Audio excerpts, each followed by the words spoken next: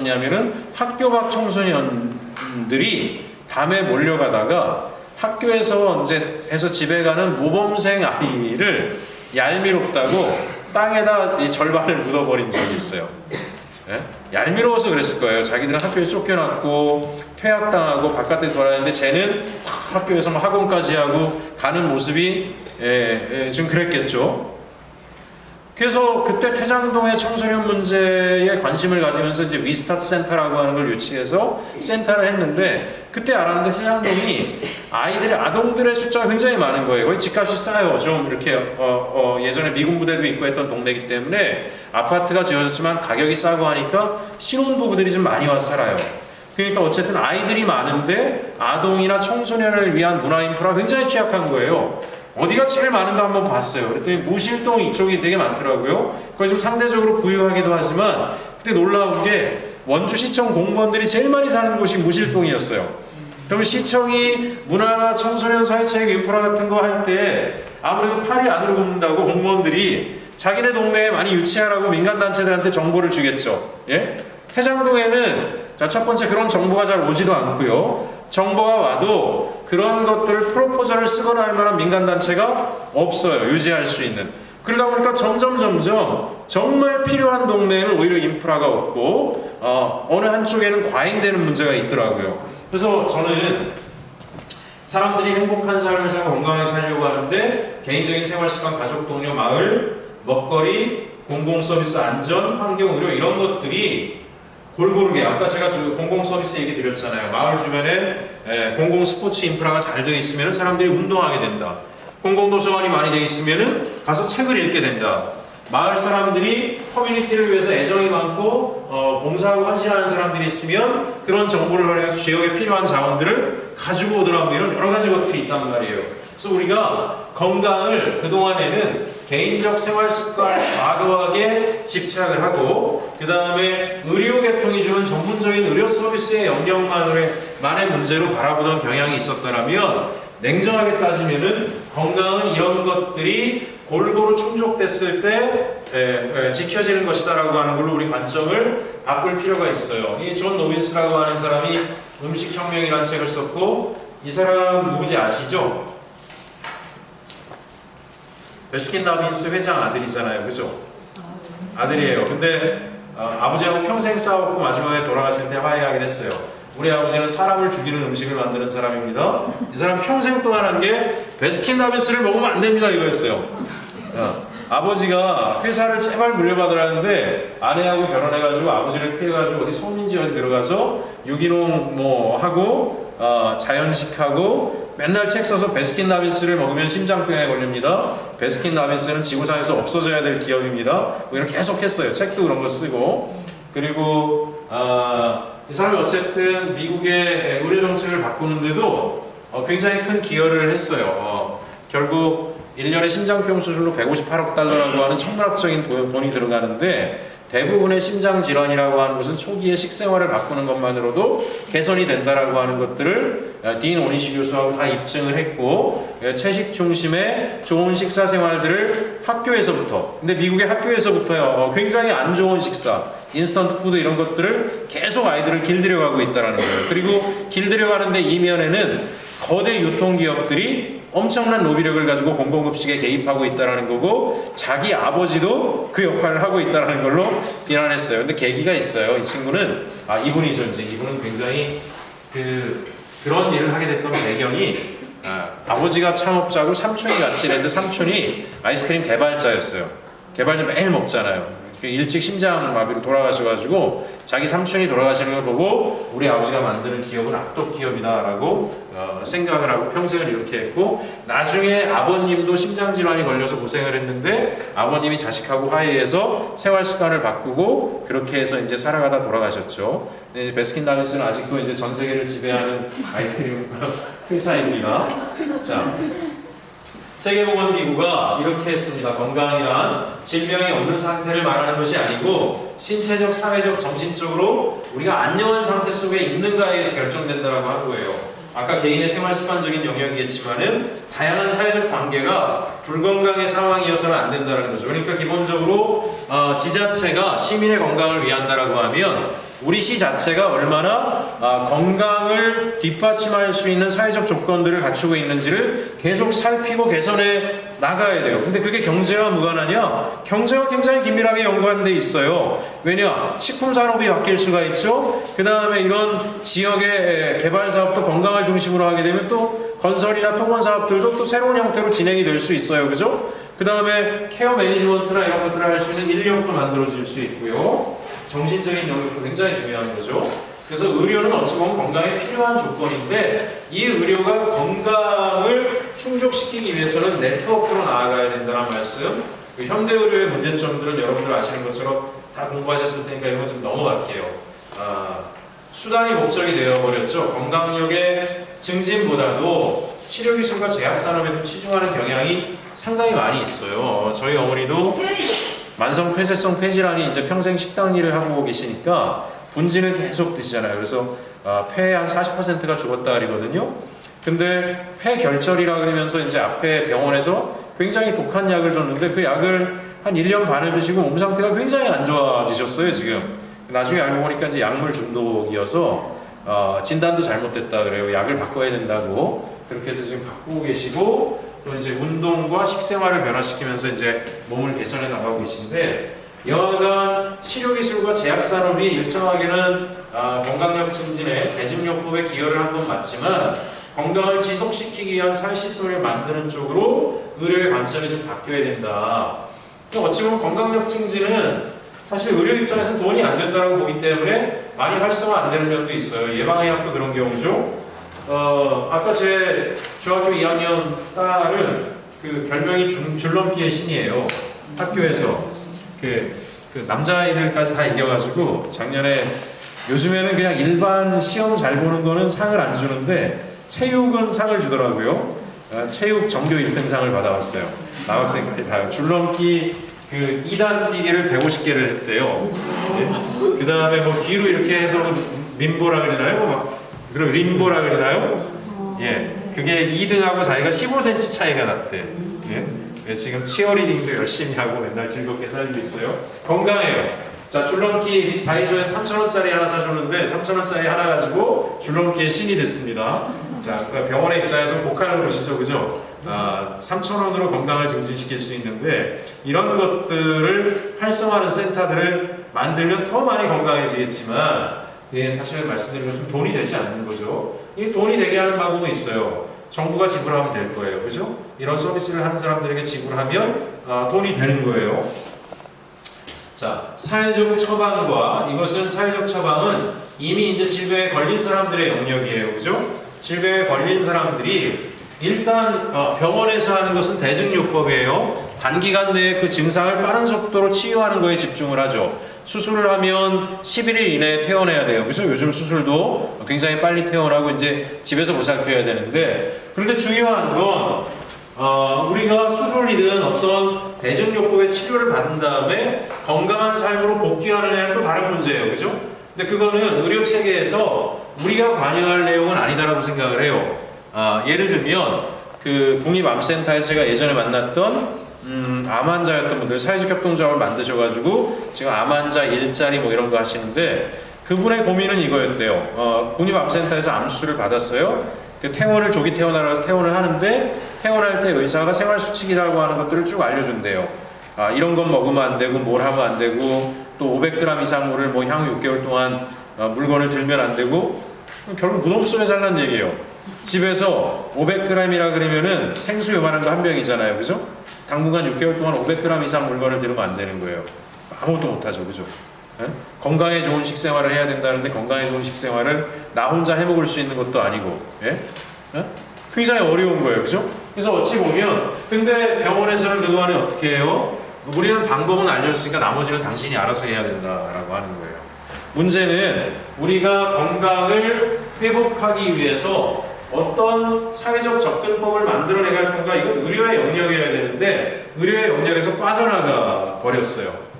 예방중심 의료는 현재 건강한 사람이 건강을 유지시키는 건데 관점은 상당히 비슷한 측면이 있어요. 사회적 처방의 관점과 예방중심의 의료체계를 강화하자라고 하는 것은 굉장히 연관성이 깊은 측면이 있습니다. 여기에 이제 우리가 대증요법이라고 하는 건 급성기 질환들이고 만성 질환이 있어요. 달고 살아야 되는 병들이 있어요. 그죠? 고혈압, 당뇨라든가 이런 것들은 달고 살아야 돼요. 어찌 보면 약물이나 이런 것들도 예전보다 좋아졌기 때문에 그 사실 부작용이나 이런 것들이 전만큼 심하지는 않다라고 하지만 장기 복용을 하면 어쨌든 좋지는 않잖아요. 또 하나 자주 관리를 하지 않으면 잘 안 돼요. 제가 서울에서 이제 공직 생활하다 고향에 돌아갔더니 고향 친구들이 가끔 보자 그래서 만나요. 근데 그 여기 남성분들은 약간 그런 게 있잖아요. 허세들이 있어요. 저희 고향 친구들도 제가 한 7, 8명이 모였는데 저 빼놓고 전부 다 이제 약을 한 줌씩 먹어요. 고혈압약, 뭐 당뇨약 뭐 다 먹어요. 안 먹는 친구 한 명도 없더라고요.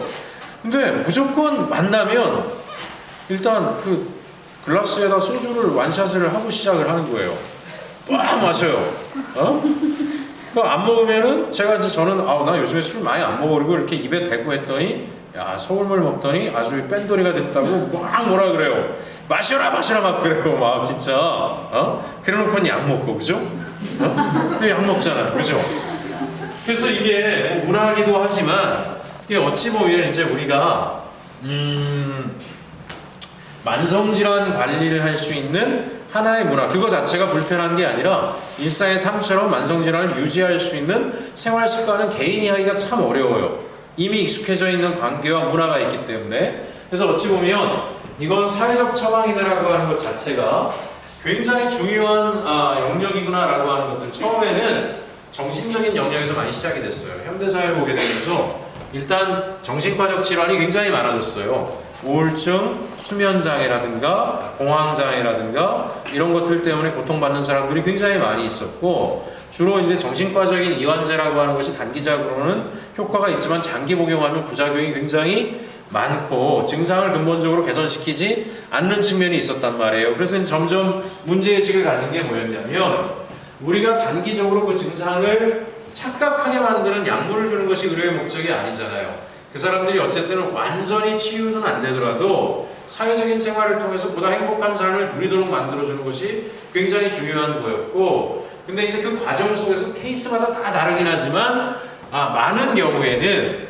어떤 사회적 경험에서 온 트라우마로 인해서 질병이 발생했고, 그 트라우마가 제거되는 데는 약물 외에 다른 접근이 필요하구나라고 하는 것들을 깨달아가는 과정들이 현대 의료 체계에서 있었어요. 예를 들면 한국에서도 제가 이제 비서관 생활할 때 시범 사업으로 만든 것 중에 하나가 강력범죄, 가족이 강력범죄를 경험한 여성들이 있었어요.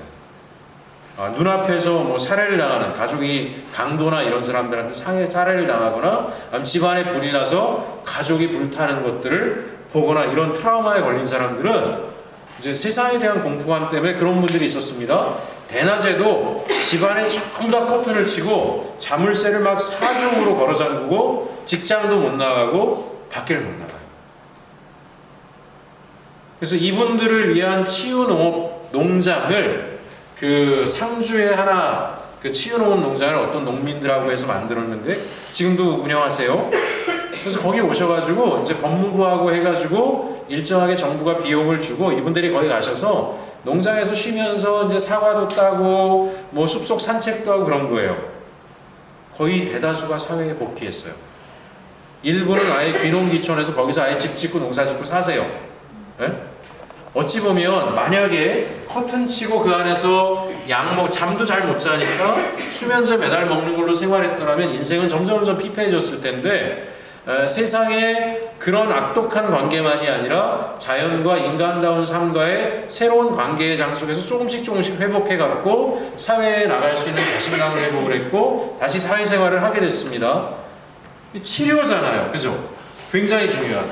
처음에 사회적 처방이라고 하는 것은 주로 정신과적 영역에서 시작이 됐고 효과성이 검증이 돼서 이것들이 확장돼 왔어요. 네덜란드 같은 나라 같은 경우에는 사회적 처방 같은 경우에 치유농업 농장에 가서 의사가 처방을 해줘요. 그럼 가서 거기서 2시간 동안 농업체험을 한다 그러면 의료보험 수가가 적용이 됩니다.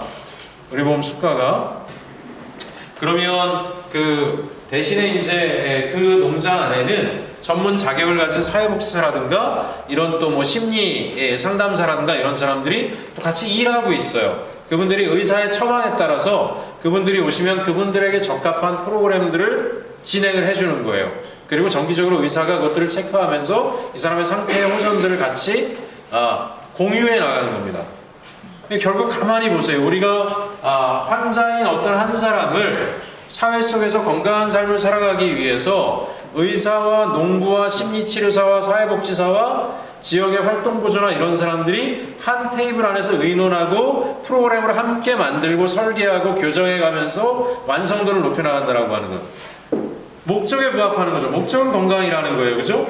그 다음에 그 건강한 목적을 위해서 우리는 혼자서가 아니라 파트너십을 통해서 성과를 만들어갈 수 있다라고 하는 것들, 이 파트너십에 있는 사람들은 대등한 관계 속에서 협력적 관계라고 하는 것들, 저는 이제 이런 것들을 아까 그래서 민주주의 문화라고 하는 것들이 굉장히 중요하다고 본 거예요. 내가 의사인데 뭐 농부하고 앉아가지고 환자를 말귀도 못 알아듣는 의학용어도 모르는 사람하고 뭘 해 이렇게 하는 문화권에서는 이 사회적 처방이 나아가기 굉장히 어려울 거다라는 생각이 들어요.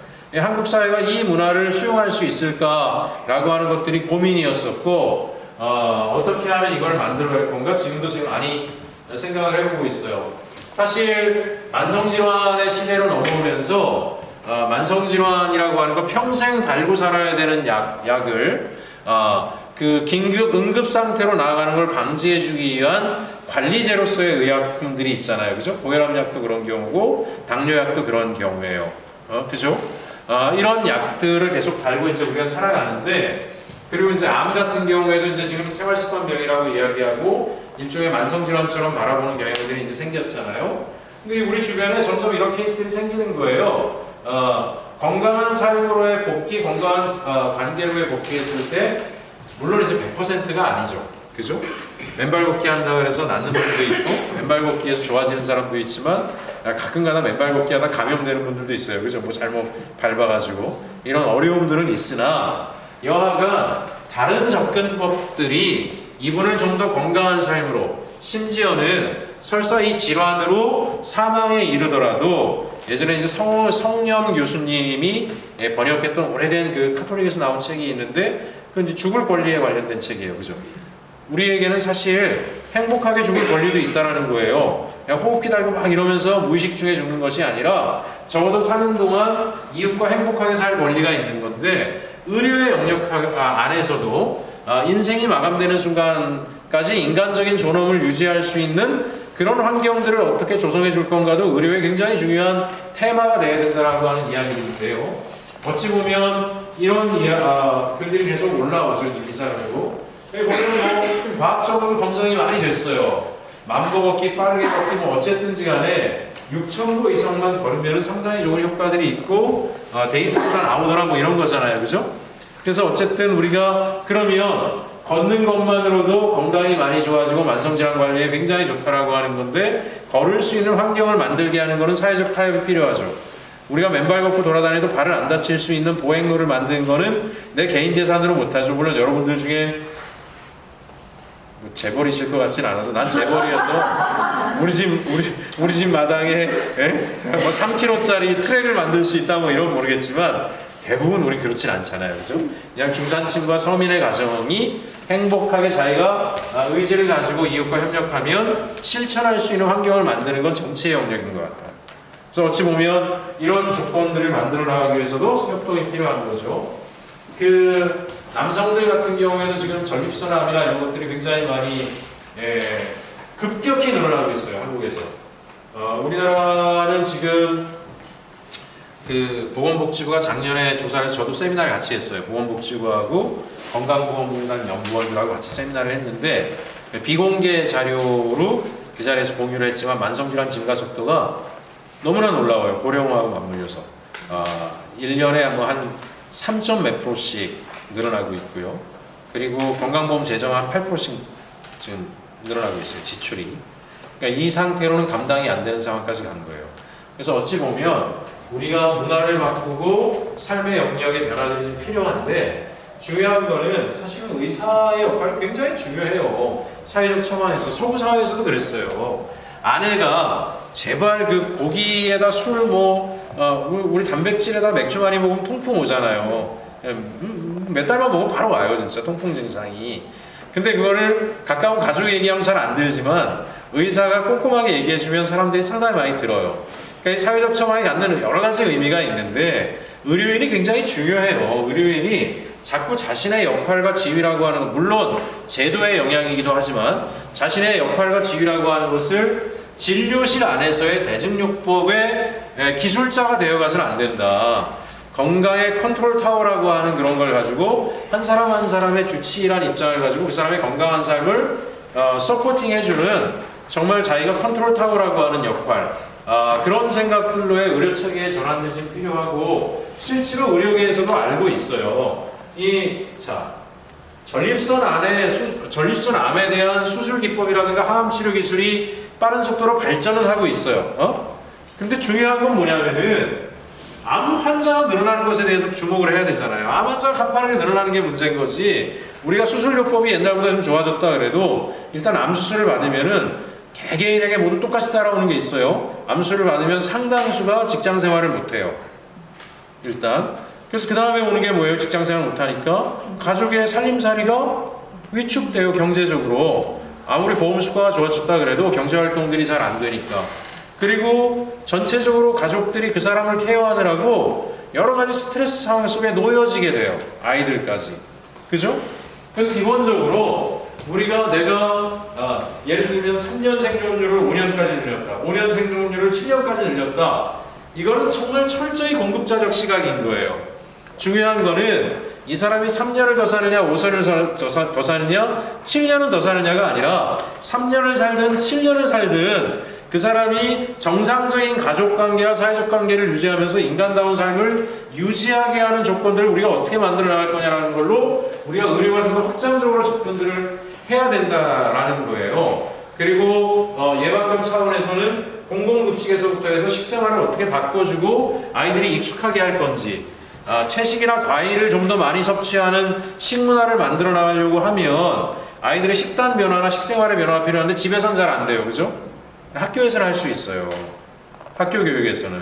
그리고 제가 꽤 오래전이에요. 그러니까 협동조합 운동을 배워보겠다고 1991년도인가 2년도에 일본 쪽의 도움으로 일본의 이제 고베 대학생협이라는 데를 연수를 갔어요. 일본 쪽에서 다 와라 그래가지고 갔는데 거기 교수님들이 대학생들의 식문화가 되게 문제라는 거예요. 그래가지고 그 일주일에 한 번씩 대학생협 식당에서 그 학생들의 건강을 고민하는 교수님들이 그 대학생협의 이사들이래요.